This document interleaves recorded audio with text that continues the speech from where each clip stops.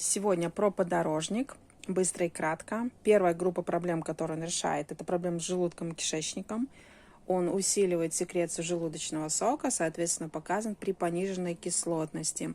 Он рубцует язву, снимает воспаление при гастритах, энтероколитах и колитах, а также при диарее. Вторая группа проблем – это проблемы с бронхами, то есть за счет усиления секреции слизи он разжижается мокрота и легче выводится. Соответственно, при бронхитах, трахеитах, при простуде. И третья группа проблем – это остановка кровотечения. Все знают. Соответственно, противопоказан при повышенной свертываемости крови, тромбозах, при повышенной секреции желудочного сока. Сейчас идеально выжать сок из этих мясистых, сочных листьев и пить. А на зиму засушить и использовать для настоя.